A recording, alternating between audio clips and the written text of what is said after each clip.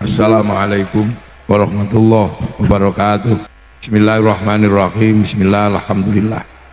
Wassalatu wassalamu ala rasulillah Sayyidina Muhammad ibn Abdillah wa ala alihi wa ashabihi wa azwajihi wa dhurriyyatihi wa ahli baitihi wa man tabi'ahum bi ihsan ila yaumil qiyamah.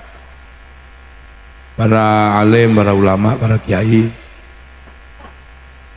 para tokoh undangan malam hari ini yang hadir, yang saya hormati, Sofiful Hajjah yang saya hormati, para hadirin wal hadirat yang berbahagia, alhamdulillah. Jadi ini acara 1000 hari atau 3 tahun kira-kira kurang lebih meninggalnya Bu Hajjah Khairiyah binti Haji Masyuri. Di orang itu datang dan pergi sudah biasa. Ada yang datangnya awal, ya perginya lebih awal biasanya. Datang yang lebih dulu, ya perginya lebih dulu. Karena ada 3 hal ya. Manusia itu tidak bisa memilih. Satu, jenis kelamin itu nggak bisa milih.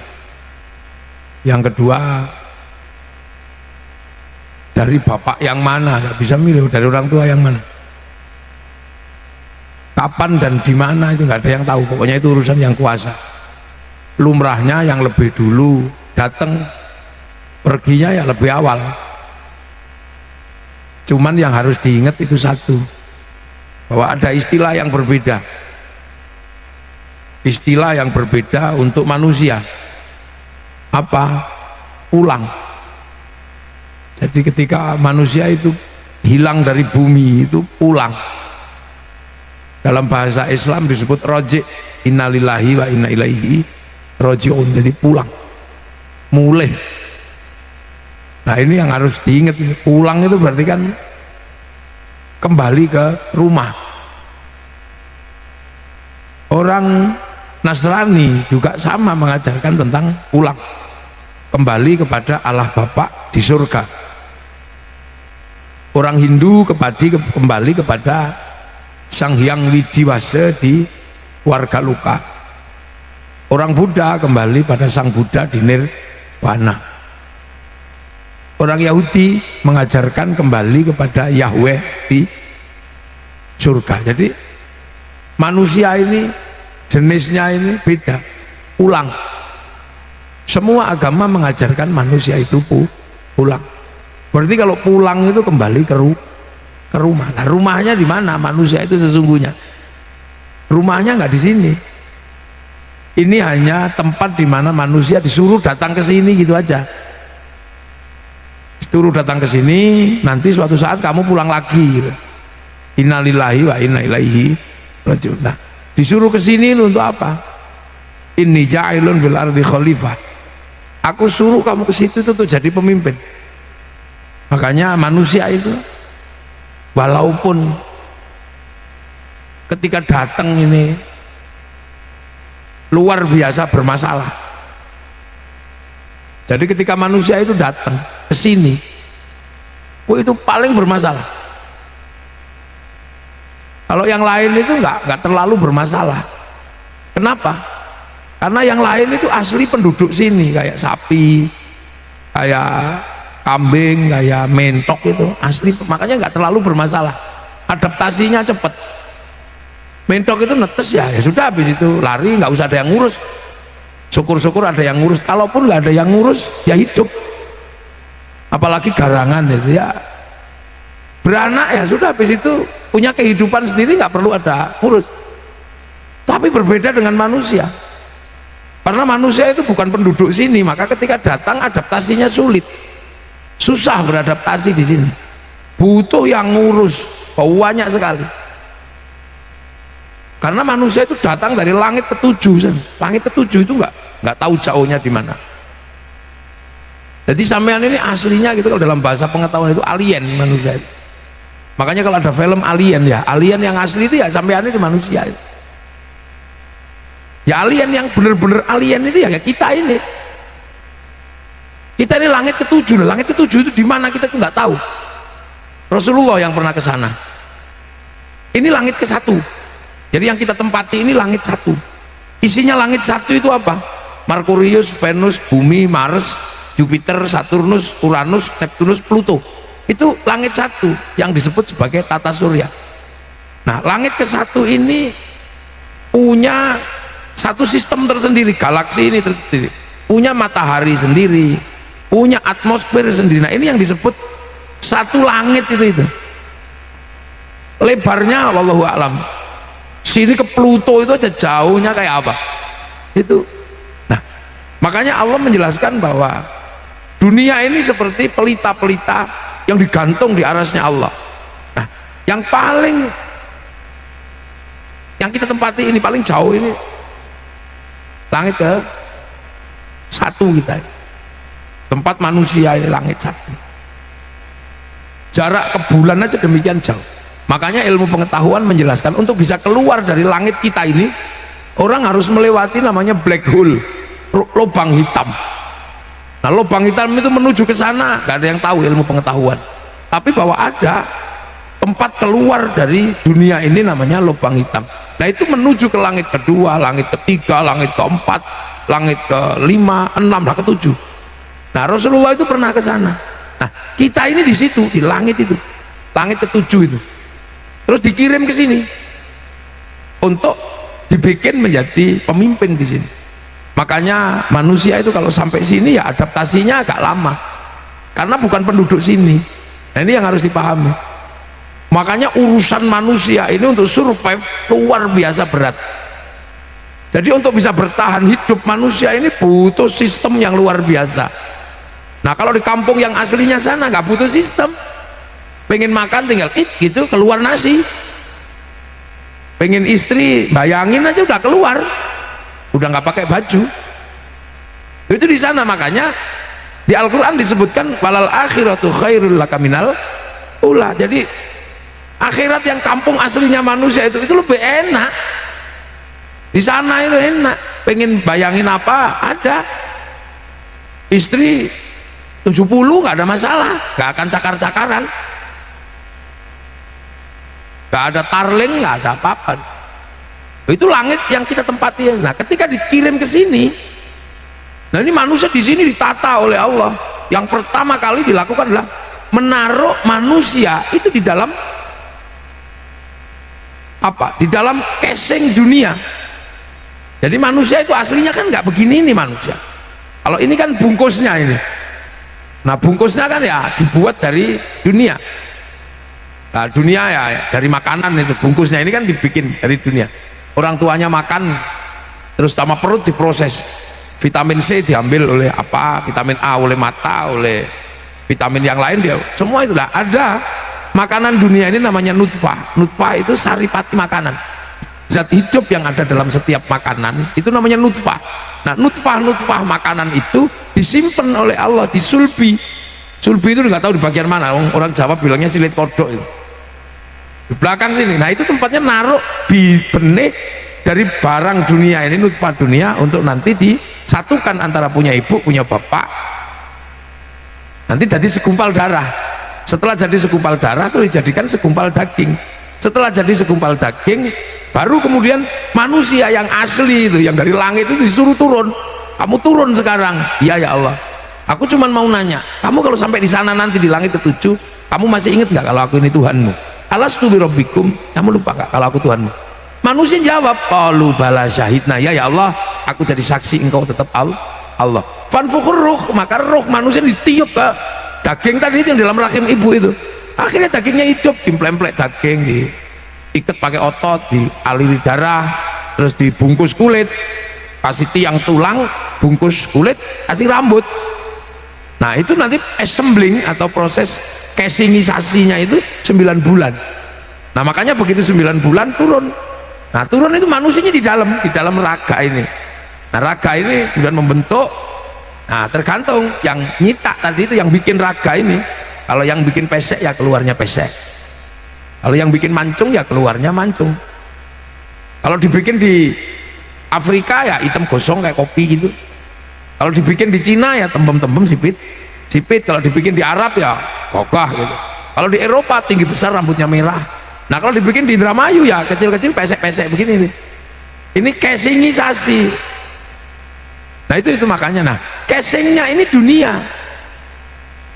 casing ini dunia, makanya dibesarkan dengan dunia. Makanya manusia harus bekerja, harus apa, untuk apa? Menjaga agar casing ini nggak rusak. Karena kalau sampai casing bungkusnya ini rusak, maka ruhani juga lepas, artinya sengsara ruhaninya. Karena apa? Tubuhnya nggak tercukupi kebutuhannya. Nah, itu makanya manusia ini ya hidup di dunia ini ya jangan anti dunia, wong raganya ini terbuat dari dunia. Makanya ya kerja butuh tubuh butuh pakaian, tangan butuh perhiasan, butuh rumah, butuh apa. Karena kalau enggak ya nggak terpenuhi dunianya. Wong raganya manusia itu dunia. Nah itu jangan lupa.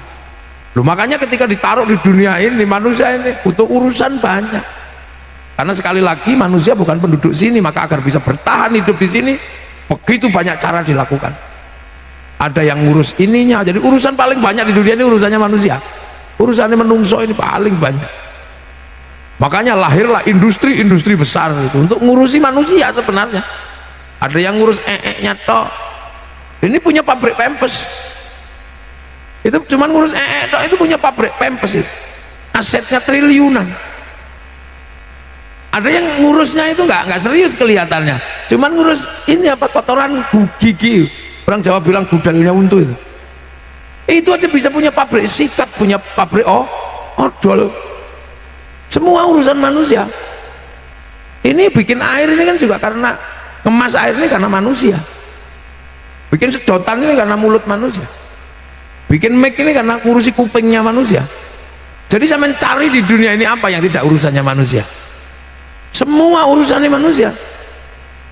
Bikin kursi urusan bokongnya manusia.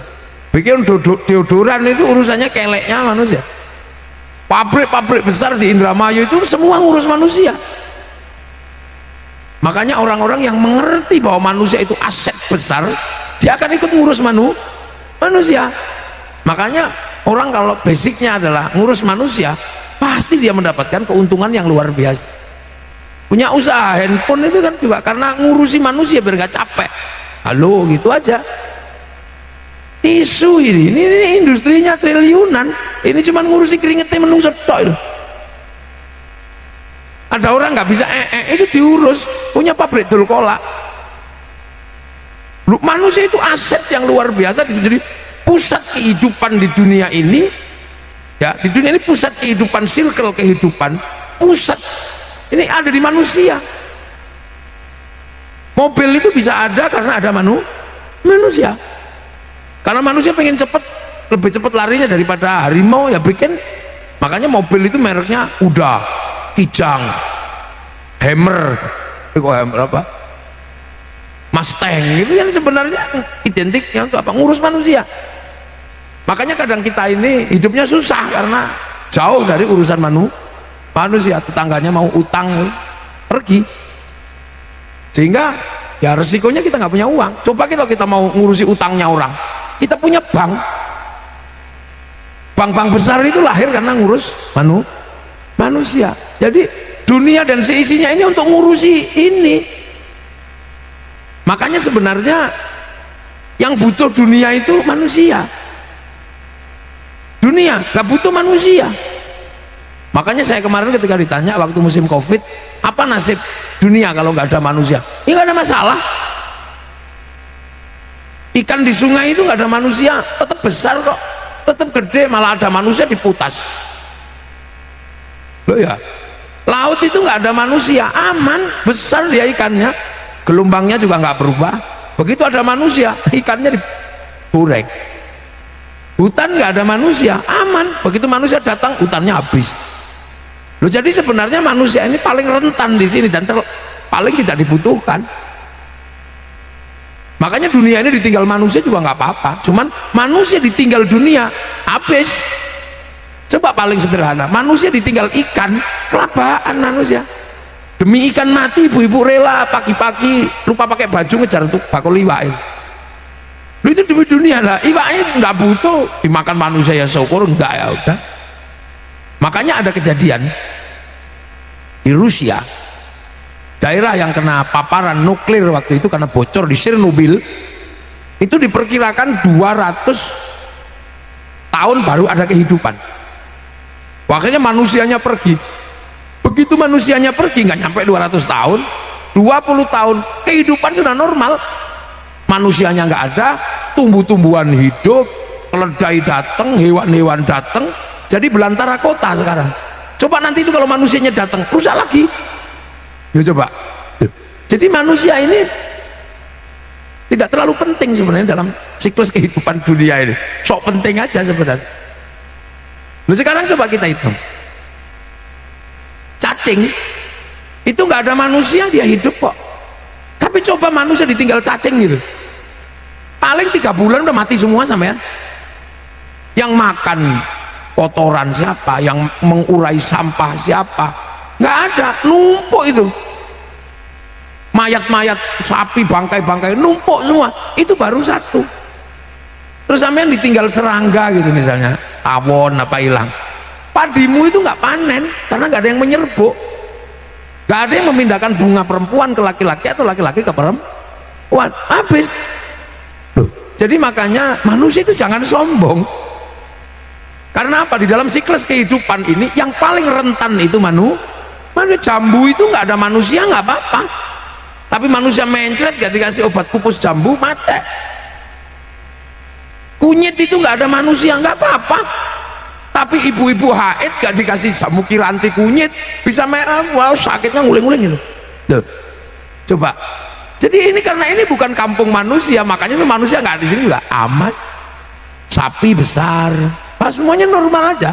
Ada manusia malah rusak. Makanya manusia ini harus menyadari di titik awal, la tamshi fil ardi marahan. Kamu jangan sombong berdiri di muka bumi karena kamu mau nanti pulang. Jadi ingat-ingat aja di sini. Makanya untuk survive kamu boleh melakukan apa saja demi kehidupan untuk berlangsung di bumi. Apa aja boleh. Ya tangan ini namanya juga tangan, ini dunia, besarkan dengan dunia, nggak masalah. Kasih jam tangan yang bagus, kasih cincin yang bagus, bila perlu kasih cincin yang harga 50 miliar juga nggak ada masalah. Oh ini dunia kok, tempelilah dunia. Semakin ditempel dunia semakin bagus, ya kan? Tubuh ini semakin ditempeli dunia semakin bagus. Kasih kalung, kasih gelang, pergi kemana kasih mobil yang bagus, tambah bagus. Dunia kok. Kantor bupati dibangun yang bagus, tambah bagus. Handphone yang bagus, tambah bagus. Dan gak ada yang larang. Karena ini dunia, jasad manusia ini tempel di dunia semakin bagus. Jadi gak ada larangan. Yang dilarang itu cuma satu, kamu lupa pulang, cuman itu toh. Gak ada yang larang. Kamu mau bikin rumah tingkat 100 boleh. Kamu bikin apa aja boleh di sini, ini bebas dan merdeka. Kamu punya kekayaan 1 triliun ya boleh, nggak ada yang larang. Makanya gigi biar kelihatan bagus dikasih pagar, ya nggak ada yang larang. Kaki biar bagus kasih sepatu seharga 100 juta, nggak ada yang larang, bagus semua. Yang nggak boleh itu satu, kamu jangan lupa kamu itu pulang. Karena apa? Karena tangan ini dunia, jadi dia dunia ya wataknya dunia ya. Tangan laki-laki ya semuanya watak dunia ya. Tapi kalau lihat bokong ya pasti pengen Mekah. Sama aja semua, nggak ada yang bedakan. Kalau bokongnya bagus semakin semangat gitu aja kan.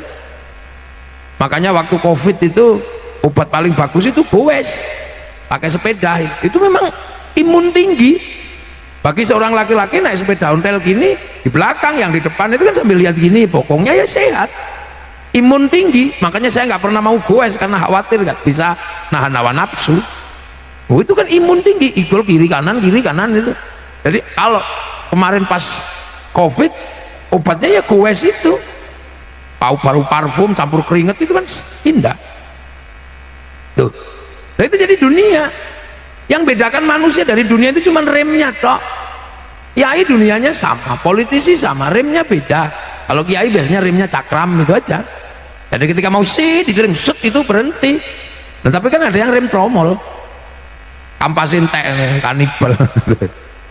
Lah itu makanya ketika di sini nggak bisa Makanya manusia jangan lupa kamu pulang. Nah pulang itu kemana? Ya kembali ke sana. Makanya agar bisa kembali, makanya manusia itu harus mati dulu. Karena kalau nggak mati ya gimana cara pulangnya? Apa raga manusia kuat melewati atmosfer, menembus black hole? Ya tidak kuat. Makanya orang sampai sekarang berdebat, apakah Rasulullah Isra Mi'raj itu ruhnya saja atau beserta jasadnya? Tetap ada dua pendapat. Pendapat yang satu ruh dan jasadnya karena langsung oleh Allah. Tapi ada juga yang nggak mungkin karena jasad manusia nggak bisa melewati atmosfer. Jasad manusia ini melewati atmosfer, dia protol. Mau kena aspal aja benjut. Siapa nggak bayangin? Itu pesawat untuk sampai rembulan itu butuh cangkang kapsul berapa lapis itu? Melewati atmosfer pecah, atmosfer lagi pecah lagi, pecah lagi, sampai nanti di angkasa itu baru naik dalam kapsul itu. Lah itu kalau raganya manusia dipakai melewati atmosfer, ya protol sampean. Gitu. Beset semua, wong cuman gini aja. Dengan kecepatan gitu melewati lubang hitam, apalagi melewati black hole. Kita di ketinggian 3.000 4.000 meter aja udah katuan, tubuh nggak kuat udah gitu. Lah apalagi melewati itu. Makanya kematian itu disebut dha'iqatul maut, yang hidup ngerasakno. Karena apa? Kalau orang dipateni lebih susah lagi sampean. Makanya kematian, perpisahan antara jasad dengan roh itu karena Rahman Rahimnya Allah, karena belas kasih Allah. Karena kalau enggak menungso terus ngelewati wah dah protol men, beset terus karek ragangane tok iki kan lucu kayak film apa, film ghost ini itu. Karena nggak mungkin. Nah itulah makanya manusia itu harus dilepas dulu.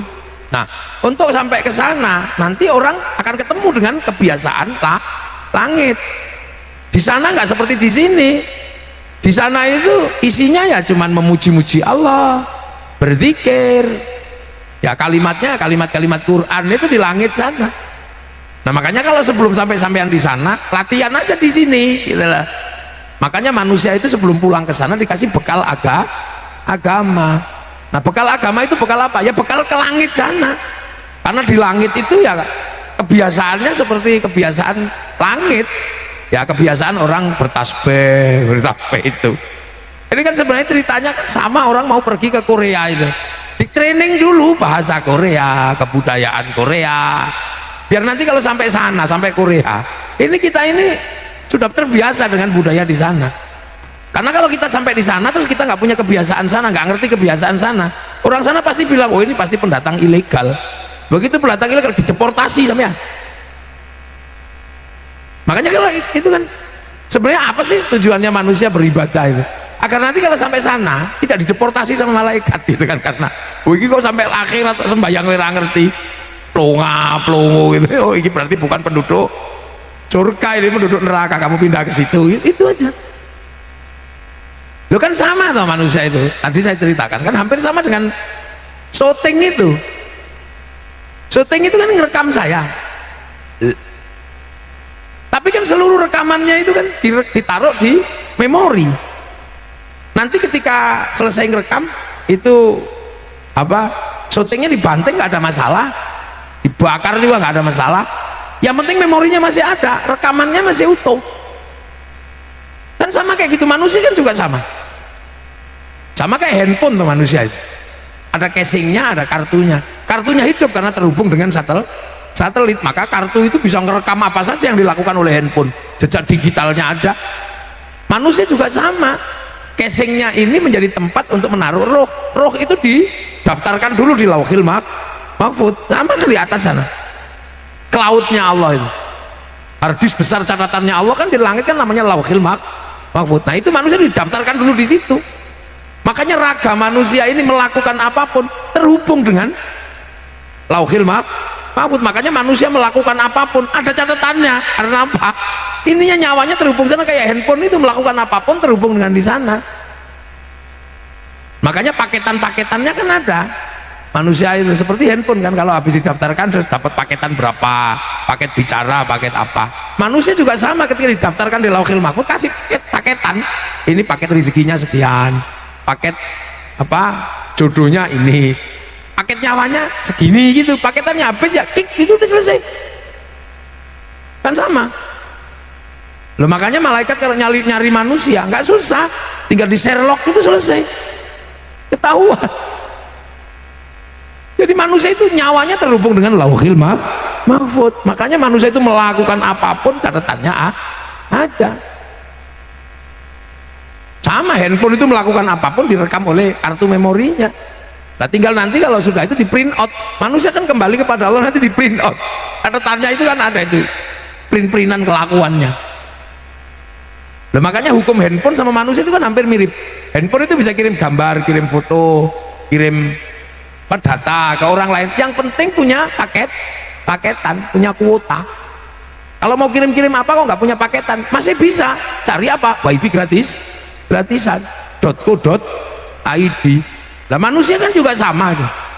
Bu Khairiyah ini sudah kembali ke sana, tapi kan itu ruhaninya kan masih hidup, makanya bisa dikirimi Al-Quran, bacaan tahlil dikirim.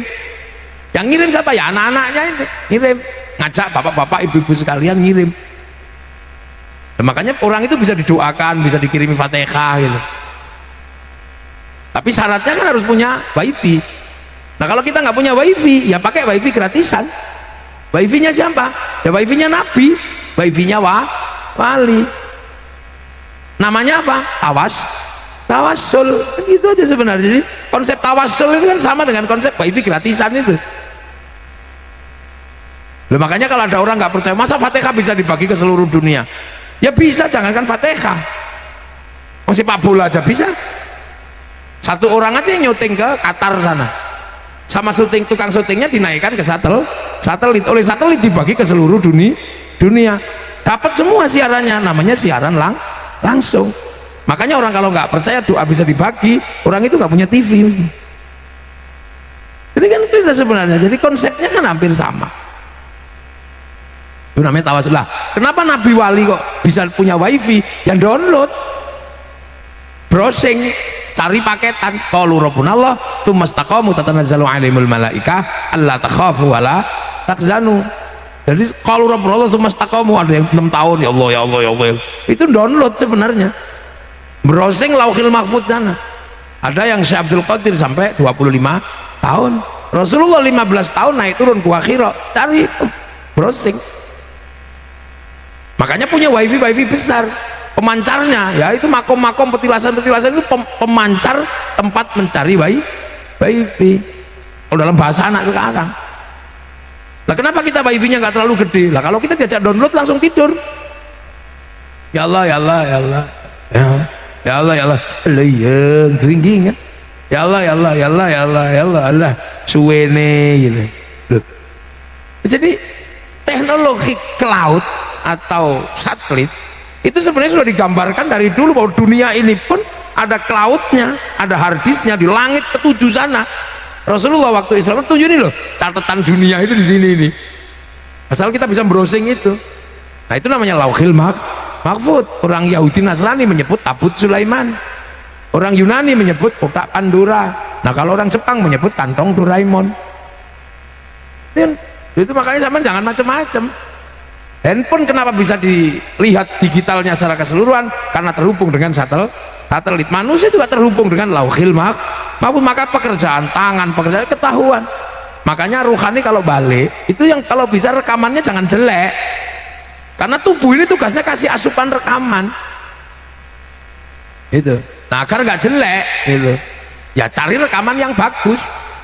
Nah makanya kita diajari agar punya rekaman bagus, hawa nafsu harus dikendalikan, karena nafsu itu pastilah amaratum bisu, pasti ngejak yang jelek. Nah kalau jelek rekamannya nggak pernah bagus.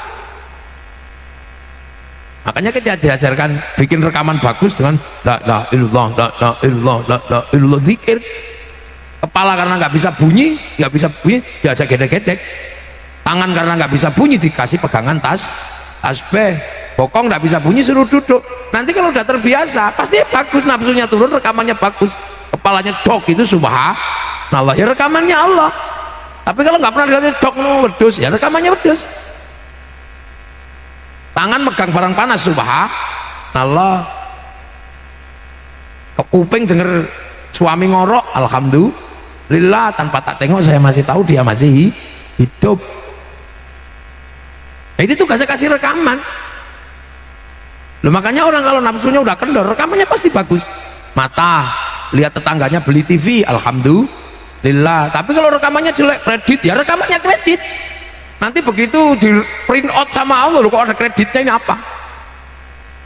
Sandal hilang gitu, masya Allah, rekamannya Allah. Nah, tapi kalau sudah wedus gitu, ya rekamannya wedus. Nanti ketika di print out, ya keluar wedusnya. Wedusnya dipanggil, dus, kenapa kamu ada dalam rekamannya orang itu? Iya ya Allah, saya pernah dituduh nyuri sendal sama dia. Padahal kan dia tahu seumur-umur gak ada kambing kok nyuri sendal. Loh, rekamannya itu sama kan. Manusia kan gak jauh beda dengan padi, gak jauh beda dengan pisang. Yang ditunggu oleh padi itu apa? Ya beras. Tapi ketika di sawah kecil ya yang dilihat pohon padi. Pohon padinya dimakan ular aja, disemprot-semprot, jangan sampai rusak. Sampai nanti begitu tumbuh padinya keluar, ya sudah, yang ditunggu itu padinya, berasnya itu, bukan pohonnya. Sama dengan manusia, kalau masih kecil ya tubuhnya yang dilihat, tapi begitu udah tua yang dicari apa? Ya kelakuannya, buah hidupnya. Padi dimanapun kalau sudah habis dipanen ya sudah, pohonnya entah dimakan apa, bakar, yang ada masalah. Tapi beras ini pasti bawa catatan pohon padi, organik atau bukan organik. Sama tubuh manusia memberikan asupan rekaman itu. Dan itu, nah itu makanya agama itu diturunkan oleh Allah dari sana. Sholat, ya Rasul dipanggil dari langit ke langit ketujuh sana. Jadi produk langit itu untuk menghantarkan manusia biar kembali ke langit. Quran ya dari sana juga. Bal huwa Qur'anum Majid fi lauhim mahfuz, ya dari sana. Downloadan Quran itu. Jadi PDF, makanya di password. Passwordnya apa? Alif lam mim, kabaya ain shad. Itu password sebenarnya. Makanya sampean kalau mau belajar print outnya ya belajar ilmu tafsir. Tapi kalau mau belajar coding algoritmanya ya sampean belajar huruf-hurufnya. Rumusnya bukan alif ba ta, tapi abjadun hawazun. Kitabnya ya bukan tafsir Jalalain, kitabnya ya kitab coding. Apa? Ya di situ ada Al-Aufaq, Syamsul Ma'arif, Membausulul Hikmah. Itu kitab coding kalau dalam bahasa anak sekarang. Nah makanya orang kalau belajar print outnya pasti ribut karena tafsirnya macam-macam. Tapi kalau tahu codingnya, orang tahu isinya Al-Quran itu apa. Makanya ulama-ulama dulu menemukan isi Quran itu variasinya banyak. Karena apa? Ngerti codingnya. Coba sekarang, itu Quran itu di password sama Allah. Alif lam mim, kaf ya ain shad, alif lam ra, kaf ya ain sin qaf, ha mim ain sin qaf, kaf ya ain shad, di password di. Nah, makanya kalau mau belajar passwordnya ya pakai coding, algoritmanya beda. Nah itulah. Jadi agama ini untuk ruh kembali ke sana. Cuman ruh ini bertempat di jasad. Makanya manusia nggak bisa macam-macam dalam urusan ini. Agama yang ditempatkan di dalam tubuh manusia ini butuh dunia karena tubuh dunia.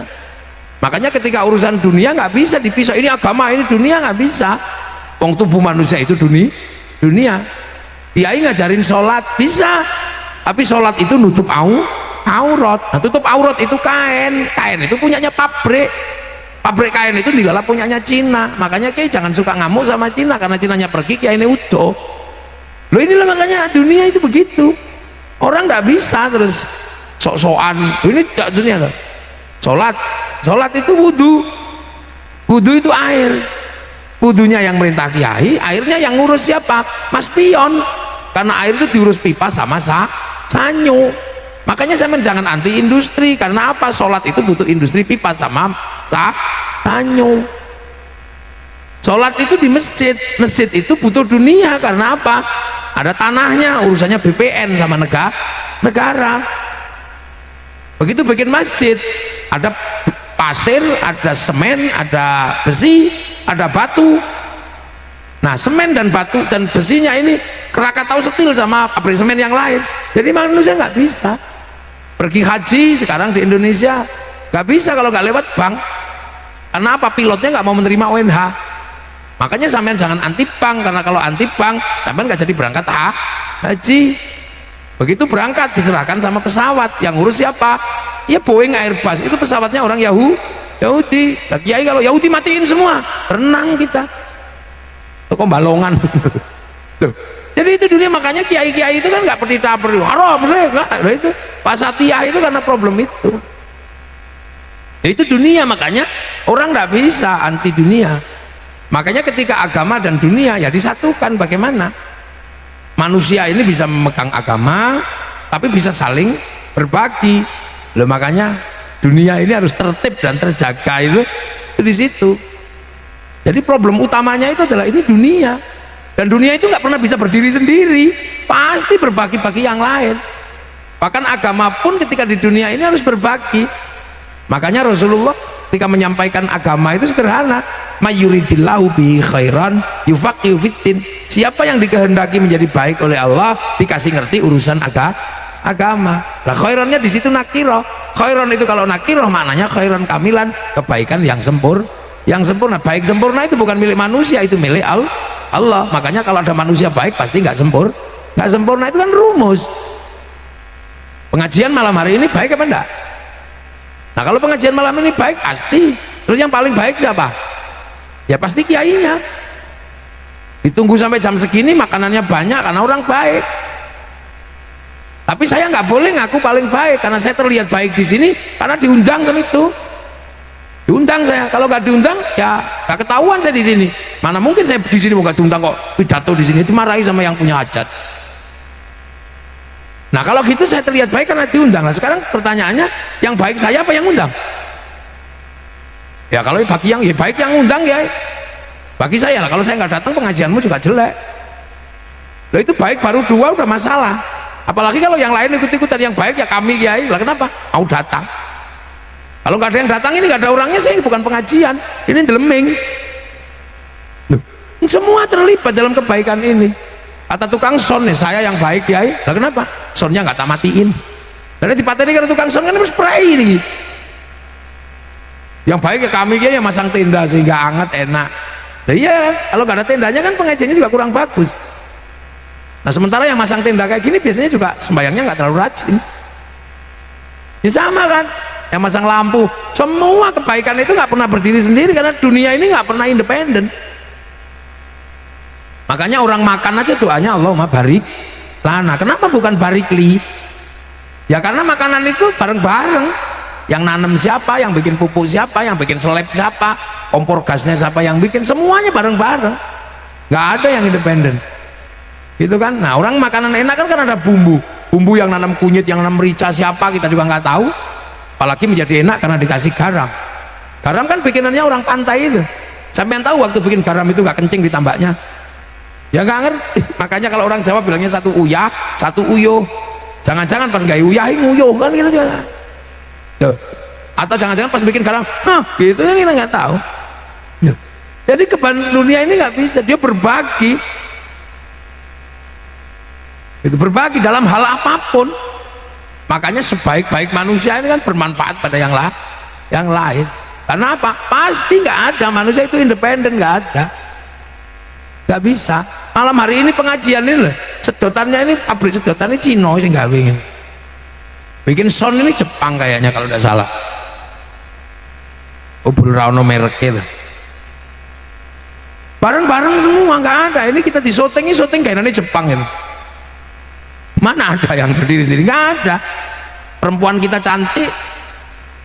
Itu karena apa? Yang bikin bedak orang Perancis. Pinter bikin skincare. Kalau bedak Indramayu rusak. Ya beras ditumbuk ya belum kabeh kan itu. Nggak ada, mana ada. Dunia ini independen, nggak bisa. Makanya dunia ini milik bersama. Nah tinggal siapa yang ngisi, siapa yang akan ngurus. Nah mungkin karena sampean nggak pernah ikut ngurus, jadi merasa bahwa kita ini tidak sedang berbagi. Apa duduk di situ aja satu tubuh itu loh. Yang ngurusi berapa orang? Yang bikin peci orang mana? Yang bikin sarung orang mana? Nanti sampai rumah pengen bikin anak tapi nggak mau jadi. Yang bikin kondomnya orang mana? Ada, mana ada? Ayo coba main tanya. Itulah. Nah itu kehidupan. Makanya kehidupan itu harus rukun. Gitu loh. Sehingga konsep hidup rukun itu menjadi penting. Dan alhamdulillah kita di Indonesia bisa meletakkan dasar-dasar kehidupan rukun, saling berbagi. Dengan cara apa? Dengan cara ikut Rasulullah. Jadi orang Indonesia ini apa-apa sebenarnya ikut Rasulullah. Dalam kehidupan ini kita ikut Rasulullah, kullukum ra'in wa kullukum mas'ulun an ra'iyati. Kalian semua para pemimpin yang harus hidup saling bertanggung jawab antara yang mimpin dan yang dipimpin. Lah orang yang seperti itu namanya ra'iyah. Nah, ra'iyah itu yang kita pakai namanya rakyat. Satu-satunya negara muslim yang bisa mengadaptasi konsep ra'iyah atau rakyat itu hanya muslim Indonesia, nggak ada yang bisa. Loh, makanya kita ini biasa, nggak perlu ada yang membeda-bedakan, semuanya sama. Ayo. Jadi ini ya gini enak, nggak ada yang kuat, nggak ada yang turunannya orang kuat. Kalau ini enggak, biasa aja. Ro'iyah itu enak. Yang kawulo tadinya bisa bilang kulo, yang hamba sahaya bisa bilang saya, yang abdi Sunda bisa bilang abdi mah, bisa bilang begitu. Itu konsep ro'iyah. Makanya orang sini udah nggak ada yang nanya. Mondok, walaupun bapak ibunya di sini tukang ngeringin ikan, tapi begitu mondok pinter jadi kiai nggak ada yang nanya kamu turunannya siapa, bapakmu gitu kok pinter, nggak ada orang nanya. Jadi lurah yang nggak ada yang nanya turunan siapa, pokoknya punya teman banyak, syukur ada duitnya, jadi itu orang Indonesia. Makanya orang Indonesia ini hidupnya sudah enak, paling enak ya ayuan nasi manusia. Nah, kita udah nggak ada yang bedain manusia. Di beberapa tempat masih ada kulit hitam bukan manusia gitu, di Afrika masih ada. Kita udah bebas, pokoknya penting bentuknya begini, mau kulitnya apa tetap Oh ya, orang Indonesia itu hebat loh. Saya kan kadang nggak kerasa. Inna khalaqnakum min dzakari wa unsa, aku bikin kalian laki-laki dan perempuan. Di beberapa negara terutama di Arab, laki-laki dan perempuan itu belum selesai. Yang perempuan masih nggak boleh sekolah, masih apa, nomor kesekian. Keluar rumah nggak boleh masih. Nah di sini enak sudah, perempuan dan laki-laki. Perempuannya bisa mondok, bisa sekolah, bisa jadi bupati. Bu Nina jadi bupati, nggak ada yang nanya kamu perempuan kok jadi bupati. Bahkan pernah ada yang jadi presiden, Bu Megawati. Biasa aja di sini, udah enak. Yang penting kamu pinter, punya kualitas, bisa jadi. Nggak ada, nggak boleh perempuan. Nggak ada, di sini udah beres. Di beberapa negara di Timur Tengah belum selesai, perempuan masih kelas sekian. Makanya saya kadang kasihan juga perempuan-perempuan sini yang masih menggandaikan alangkah indahnya menjadi istrinya orang Arab. Itu sampean salah, mending jadi istrinya orang sini, merdeka, sampean ke pasar enak, sekolah ya enak lah. Kalau jadi istrinya orang sana sampean jadi yang keberapa, terus nanti gak sekolahin apa. Nah itu mengidentikan diri menjadi orang Indonesia itu lebih enak karena udah selesai. Wa ja'alnakum syu'uban wa qabaila, aku bikin kalian berbangsa-bangsa, bersuku-suku, udah selesai di sini. Nggak ada lagi kamu sukunya apa, bangsamu apa. Di beberapa negara masih kamu sukunya ini, turunannya ini. Sini lepas sudah itu semua sudah mengikuti konsep ro'iyah, konsep Nabi. Makanya di sini yang terbaik adalah yang paling takwa. Inna akramakum indallahi atqakum. Loh, tepuk asing banter nggak apa-apa. Loh, kita sudah enak di situ. Kita sudah sampai di level itu. Sampean mau jadi bupati nggak ada yang nanya anak siapa, sukunya apa, enggak. Yang penting punya kapasitas, temannya banyak, syukur ada rezekinya dikit-dikit, 100.000 apa 50.000. Kita udah seperti itu. Jadi rakyat Indonesia ini sudah mengikuti konsep Nabi yang paling terbuka di zaman masyarakat Madinah, pakai konsep ra'iyah. Ra'iyah inilah yang jadi rakyat itu. Jadi kita bukan people. Kalau people itu vox populi, vox dei, suara mayoritas, suara Tuhan. Begitu dia mayoritas, dia nindas. Makanya konsep khilafah itu nggak cocok dengan konsep ra'iyah. Konsep ikhwanul muslimin nggak cocok dengan konsep ra'iyah. Jadi yang nabrak itu bukan karena kita nggak suka sama mereka, enggak, mereka ini nggak cocok dengan konsep Nabi yang lebih awal, yang diterapkan oleh siapa? Oleh para wali. Para wali sudah tahu tahun 1400-an yang bagus diterapkan adalah konsep ra'iyah. Makanya yang baru datang suka ribut, ini nasabku begini, tabrakan sama konsep ra'iyah. Jadi bukan orang sini yang nolak, enggak. Konsep Nabi ra'iyah nggak bisa terima lagi konsep kesukuan, nasaban, nggak terima sudah. Karena apa? Konsep ra'iyah itu menerapkan manusia sudah sederajat. Yang terpenting apa? Takwa. Makanya dari dulu kita nggak pernah. Jadi kok datang-datang kok aku suku terbaik, ya pasti tabrakan. Sama dengan konsep syariat. Jadi Islam itu setelah berkembang namanya syariat. Syariat itu jalan gede yang berjalan semua menuju jalan raya, itu syariat. Lah kok tiba-tiba ada yang balik, ya tabrakan. Kembali pada Quran Sunnah, ya tabrakan karena ada yang balik. Nah itu sama sekarang sebenarnya. Jadi ribut nasab, ribut apa itu bukan apa-apa problemnya. Problemnya nabrak konsep Rasulullah yang sudah diterapkan di Indonesia. Sama orang baru datang bawa bendera, tulisannya la ilaha illallah. Nggak usah ditolak juga tabrakan. Karena apa? Ini baru datang bawa bendera, sementara yang di sini lebih awal la ilaha illallah sudah jadi tahlilan. La ilaha illallah itu sudah jadi wiritan, sudah jadi rutinitas harian. La ilaha illallah, la ilaha illallah. Ini baru bawa bendera ini kan telat dia datangnya, makanya jadi gitu. 1400 sudah diterapkan konsep ra'iyah, kullukum ra'in wa kullukum mas'ulun an ra'iyati. Makanya ra'iyah ini kalau ngumpul namanya musyarakah. Musyarakah itu terjadi persekutuan antar ra'iyah, saling melengkapi, saling tanggung jawab. Nah itulah makanya tadi konsep musyarakah itu yaitu kiainya ngajarin wudhu, tapi yang nyiapin pipa sanyonya mas pion. Yai beli mobil, yang nyiapkan mobilnya orang Jepang, yang nyiapin bensinnya orang balongan. Ya nggak bisa, makanya orang nggak bisa. Itu konsep musyarakah yang orang sini menyebut masyarakat. Jadi kita ini sudah sangat maju sebenarnya di dalam konsep Islam. Makanya yang masih ke belakang mundur-mundur itu ini nabrak dengan konsep yang lebih maju. Makanya kemudian setelah musyarakah kita ada konsep namanya wasyawirhum fil amri. Kalau kamu punya keinginan untuk menyatukan perbedaan-perbedaan dalam satu konsensus, maka kamu harus melakukan musyawarah.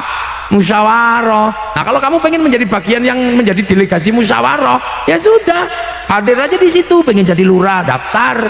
Nggak akan ada yang nanya kamu sukunya apa, bapakmu siapa, nasabmu mana, nggak ada yang nanya. Yang penting temenmu banyak, syukur bisa motong sapi 4, udah. Jadi kalaupun ada yang kasih uang namanya aja yang beda. Kalau dikasih orang biasa uang bensin, kalau dikasih kiai namanya bisyarah, kalau dikasih bangunan namanya sumbangan. Jadi konsepnya gede itu sebenarnya. Makanya musyawarah mau jadi DPR gak ada masalah. Kamu anak siapa, anak abu gak ada masalah. Yang penting kamu daftar, kamu punya kompetensi, bisa jadi. Udah nggak ribut kamu turunan siapa, nggak boleh. Oh, itu sudah lewat. Itu konsep kuno yang belum selesai. Masih waja'alnakum syu'uban wa qabailah, belum lita'arafu. Nah kita udah lewat. Kita sudah inna akramakum indallahi atqakum, orang-orang yang mulia ya orang yang paling takwa. Nah yang nata itu semua dulu para wali. Makanya teritorinya ra'iyah disebut wilayah. Nah wilayah itu artinya daerahnya para wali. Nah wali-wali itulah yang memperjuangkan kita ini semua itu. Nah wali-wali itu sekarang di mana? Ya sudah meninggal. Tapi meninggalnya wali-wali yang disabilillah, yang disebut di dalam Al-Quran. Siapa? La taqulu liman yuqtalu fi sabilillahi amwat bal ahyaun. Orang-orang yang melandasi kehidupan kita hari ini adalah orang-orang yang berjuang, yang berjasa. Nah orang-orang yang berjuang, yang berjasa itu disebut sabilillah. Lah sabilillah itu kalau mati itu nggak mati, masih hidup. Bal ahyaun, masih hidup mereka di sisi Allah. Makanya karena orang-orang ini masih hidup, ya kamu jangan sembrono sama orang-orang ini, apalagi ganti makamnya, nggak boleh, karena ini masih hidup. Jadi jangan melanggar ketentuan Allah. Sabilillah itu bal ahyaun. Kamu kalau nggak ngerti walakil la yasurun, ya udah aku nggak ngerti. Tapi kalau sabilillah itu jelas di situ adalah orang-orang yang dikasih rezeki sama Allah, ya sudah di situ kamu terusin aja. Bal ahyaun inda rabbihim yurzaqun. Makanya orang yang ngurusi orang-orang yang itu kebagian kecepretan rizki. Ini konsep yang luar biasa gitu loh. Nah musyawarah ini meningkat secara vertikal menjadi apa? Kesepakatan bernegara. Nah bernegara itulah yang akhirnya dari ra'iyah yang berbeda-beda, dari sistem musyarakah, dari sistem musyawarah, kemudian dari teritori wilayah, bikin kesepakatan NKRI, Negara Kesatuan Republik Indonesia. Loh makanya NKRI itu susunan yang pertama apa? Ketuhanan. Jadi orang Indonesia belum pernah menempatkan Tuhan di kelas 2, selalu kelas 1. Ketuhanan itu artinya apa? Ya orang yang dekat dengan Tuhan aja yang kelas 1. Semua sama di hadapan Allah. Inna akramakum indallahi atqakum. Strukturnya ditulis kerakyatan yang dipimpin oleh hikmat kebijaksanaan dalam permusyawaratan perwakilan. Loh, artinya konsep wilayah dan NKRI itu adalah konsep halal secara syar'i bagi orang Indonesia untuk membentuk apa? Membentuk wahadal baladil amin. Untuk apa baladil amin itu? Menjamin manusia yang di situ disebut laqad khalaqnal insana fi ahsani takwim. Tapi manusia akan rusak, rodatnau asfala safilin, kecuali amanu wa amilus sholihat. Lah amanu wa amilus sholihat itu yang menjamin agama. Manusia yang baik dijamin, agama yang baik dijamin. Yang jamin siapa? Ya wahadzal baladil amin, keamanan bangsa dan negara. Kan mulanya kan watini wa zaitun wa turi sinin wa hadzal baladil amin, demi buah tin simbol Nabi Nuh, wa zaitun Nabi Isa Nabi Ibrahim, wa turi sinin Nabi Musa. Lah Nabi Muhammad itu simbolnya apa? Baladil amin, keamanan bangsa dan negara. Loh ini kan gimana kita bacanya sih kadang orang-orang itu negeri tauhid, sing tauhid itu kamu, bukan negeri ini. Itulah ya. Loh makanya di situ indah. Nah konsep baladil amin ini tercipta. Akhirnya apa? Manusia terjaga, agama terjaga. Lah tinggal kita rawat secara bersama-sama. Maka konsepnya adalah ketuhanan ini bisa nggak merawat kerakyatan, merawat musyawarah, merawat keadilan, bisa nggak? Ya cara satu-satunya cara ya apa? Merawat kebersamaan. Makanya kiai itu bagaimana agama itu selalu merawat kebersamaan. Doa, kalau yang megang kiai kebersamaan, yang doa kiainya, yang lain amin, amin, amin, amin, amin, amin. Kalau kecapean, amin, kiainya paham. Walhamdulillahirabbil alamin. Tapi kalau yang doa semakin banyak, ya dibawa ke alun-alun, namanya istighosah. Kalau sudah istighosah semua terlibat, ro'iyah nggak ada yang ditanya, kamu agamamu apa kok jualan tahu, kamu agamamu apa kok jualan pelembungan. Roda ekonomi berputar, kerukunan terjaga. Nah yang lain nggak bisa, bid'ah.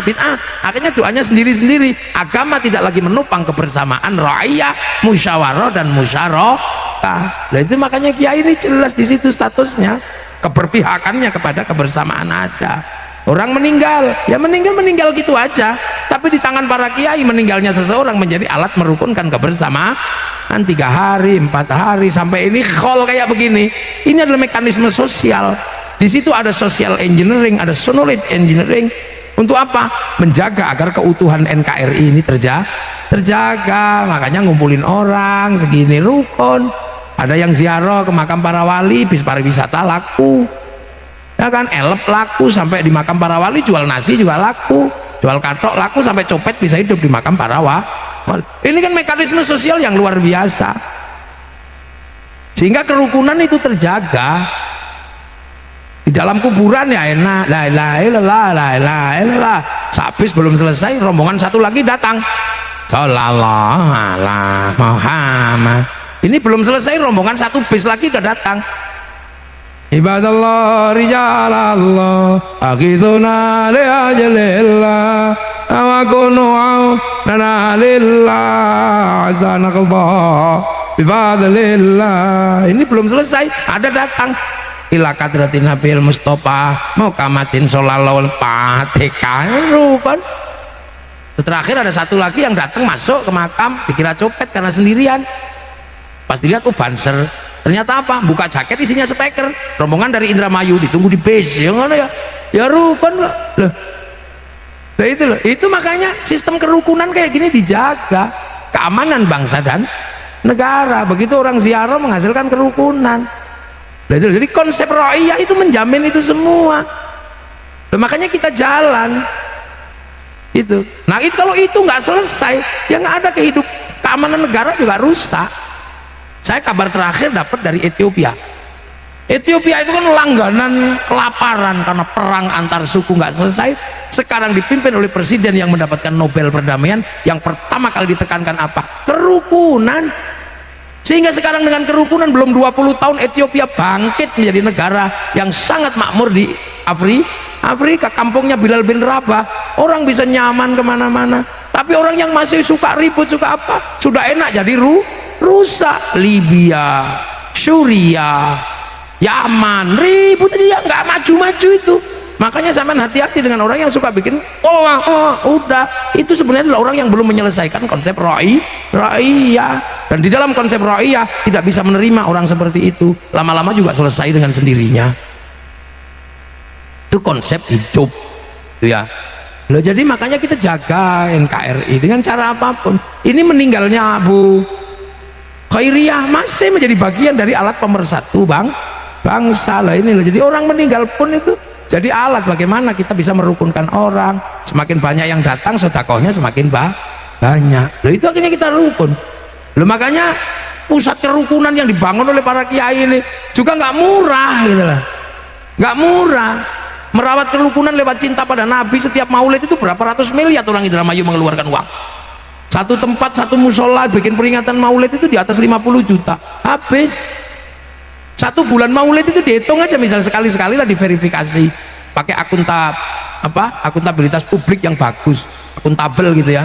Saulan mulut itu Indramayu ngeluarin uang untuk mulutan itu berapa ratus miliar setiap kampung, setiap musola. Itu belum nanti belum nanti muharraman, belum nanti, itu semua dikeluarkan, dibiayai oleh masyarakat sendiri. Jadi agama di Indonesia terbiayai. Loh, makanya kita indah dengan konsep itu. Makanya jangan terlalu gegabah seolah-olah kita sedang memperjuangkan harkat Rasulullah, ternyata malah tabrakan dengan konsep Rasulullah yang sudah tertanam di bumi Indonesia gitu loh. Jadi bukan apa-apa misalnya sekarang ada ribut nasab kami lah, ya Indonesia sudah melewati fase itu, Mas. Itu fase dulu para raja yang jelas-jelas berkuasa aja sekarang sudah tahta untuk rakyat. Para raja-raja besar di Indonesia, Raja Mataram, Raja Cirebon, Raja apa, itu lebih kuat kedudukannya karena mengikuti konsep ro'iyah, hidup setara bersama masyarakat yang lain. Lah kok kamu malah bikin aneh-aneh? Ya pasti konslet nanti lama-lama. Jadi yang menolak bukan masyarakat personal, tapi sistem gede yang sudah berlaku di Indonesia sudah nggak menerima konsep begitu. Udah lewat fasenya. Makanya di Timur Tengah nggak selesai, di Afrika nggak selesai. Nah, bagi yang nggak selesai itu resikonya jelas. Karena apa? Mengganggu kesepakatan baladil amin, keamanan bangsa dan negara. Makanya bagi kiai jadi polisi sah, jadi tentara sah, jadi siapa aja boleh jadi bupati sah. Jadi jangan terlalu mengatakan yang dekat dengan kekuasaan ulama su, itu kamu nggak ngerti konsep hidup berbangsa dan bernegara dalam konsep NKRI. Konsep NKRI inilah yang menjamin Arab satu bangsa bisa pecah puluhan negara, Afrika satu bangsa bisa pecah puluhan negara, tapi kita dengan konsep ro'iyah, musyarakah dan musyawarah, kita mampu menjamin puluhan bangsa, suku dan agama menjadi satu negara kesatuan Republik Indonesia. Jadinya apa? Ya perkembangan Islam paling baik ya di Indonesia. Orang sholat paling banyak Indonesia, masjid paling banyak Indonesia, orang hafal Quran paling banyak Indonesia, orang haji paling banyak Indonesia. Setiap ada khotmil Quran, musabaqah tilawatil Quran kelas manapun kita juara. Karena apa? Ya karena konsepnya terjaga. Nah, beberapa orang kami yang terbaik, ya buktiin aja yang terbaik di bidang apa gitu. Nah, itu namanya hidup bersama, harus dijaga. Rasulullah nggak pernah terus bilang aku begitu. Konsep ro'iyah disepakati, hidup bersama, saling setara di depan hukum, depan konstitusi. Perbedaan agama lakum dinukum waliyadin, perbedaan kelakuan lana a'maluna walakum a'malukum. Rasulullah tegas mengatakan lau anna Fatimah binti syaraqat laqata'tu yadaha. Seandainya Fatimah anakku ini kok mencuri, pasti ku potong tangannya. Setara, nggak kok terus kemudian beda-beda. Nah, konsep ro'iyah itu. Nah, kita ini menggunakan konsep ro'iyah. Satu-satunya negara muslim yang sanggup menerapkan konsep ro'iyah untuk warga bangsanya hanya muslim Indonesia. Dan kita nggak sedang main-main, ditulis betul itu dalam landasan negara kerakyatan yang dipimpin oleh hikmat kebijaksanaan dalam permusyawaratan perwakilan. Jadi agama dan dunia ditata di Nusantara. Tinggal sekarang sampean lakukan apa yang diperintahkan agama. Untuk apa? Bekal pulang. Jangan sampai sana terus longak-longok, nggak ngerti pekerjaan orang langit ya. Oleh malaikat dikira pendatang haram, dianggap ilegal. Wah, ini ilegal. Yang lain takbir, tahmid, ini longak-longok itu, wah ini ilegal. Ya dipindah ke neraka sampean. Jadi makanya kalau Allah sendiri kan juga nggak butuh kan. Wah gitu. Selawat itu ya. Kita di sini selawat kepada Nabi. Karena nanti kalau sampai sana paling Nabi, oh ini selawatan. Oh ya ini umatku yang di mana itu? Oh yang di Indramayu misalnya, kan tahu kan gitu. Yang ya Rasulullah salamun alik neneng. Oh itu dari mana? Indramayu yang Nabi paling kan gitu. Yang ya Nabi salam alaika, ya Rasul salam alaika. Ini dari mana ini? Oh ini dari Jawa ya Nabi. Ya Rasulullah salamun alik. Dari mana? Sunda ya Rasul. Itu lagu apa? Es lilin, mendingan gitu. Jadi indah. Kita semua mengalami itu nanti fase itu. Makanya kita ini kalau bisa jangan lupa jalanin iman, Islam, ya ketentuan apa jalanin, karena nanti di sana itu ya pekerjaannya nih pekerjaan langit itu ya orang-orang yang seperti sekarang diajarkan itu sholat, itu rekaman sholat diputar, kok gak begitu, gak ada rekamannya, wah ini pendatang haram gak pernah training ini kan gitu, wah ini kan gak pernah training, ya udah gak sholat lagi di sana, tapi kan rekaman, oh ini gak pernah, ini gak bisa dipekerjakan di Korea, ini gak pernah tryout di LPK Korea, bahasa Al-Quran nggak bisa, ya berarti ini nggak pernah tryout ini, jadi nggak bisa di sini, udah sana aja di neraka sana. Bukan paketan sama, tinggal paket aja, paket hemat apa paket irit gitu aja. Sholat kalau paket komplit ya 5 kali sehari, kalau hemat ya seminggu sekali Jumatan, kalau paket irit ya setahun sekali lebar. Yang penting daftarnya masih ada, syahadatnya nggak hilang. Quran ya monggo sampean, kalau mau 30 juz ya grosir, kalau mau ngecer ya Yasin. Tokonya juga ada mereknya Yasinan. Kalau mau kolhu eceran paling kecil ya itu ya tahlilan. Kalau mau paling irit ada, kalau dipanggil suaminya jawab nun, itu sudah paling irit. Lo kan paketnya monggo itu kan bebas. Sebenarnya sampean yang penting sana catatannya nggak hilang, registrasinya nggak berubah gitu. Tetap mengakui Allah adalah apa, pemilik kehidupan dunia dan akhirat kan gitu. Apa insya Allah ini kan persaksian sebenarnya. Malam hari ini berarti Bu Khairiyah ini ya persaksiannya apa? Meninggalkan keturunan yang tetap berada di jalan Allah. Buktinya ngundang kiai, ngundang selawatan, sampai harus mengeluarkan uang yang banyak demi apa? Bersedekah untuk siapa? Membuatkan kesenangan buat kita, agar apa? Semua kesenangan itu kembali kepada amal yang akan kita jadikan landasan kembali kepada Bu Khairiyah, idkhalus surur taqwa.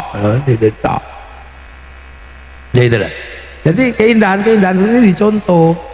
Makanya sampai nyontoh, nanti syukur-syukur bisa seperti ini semua keluarga di Indra Ayu. Makanya tak doakan semua diberi kelimpahan rezeki, ya keberkahan rezeki. Jangan kemudian pelit, orang tua mati jangan utang, orang tua nggak boleh memberatkan, ya, jangan gitu, wong kamu lahir juga orang tua utang, apalagi yang sesar orang tua sampai utang, bayar SPP juga utang, anak pengen motor dikreditkan utang lah, orang tua ketika kita lahir utang, ya ketika orang tua kita mati kalau bisa utang ya diutangkan untuk ya mendoakan. Itulah saya doakan semua dalam lindungan Allah, dalam ridho Allah, diberi kelancaran rezeki, keberkahan rezeki, kesolehan anak cucu kita nanti sampai di hari kiamat membawa iman, dan Indramayu tetap berada dalam kemakmurannya. Al-Fatihah.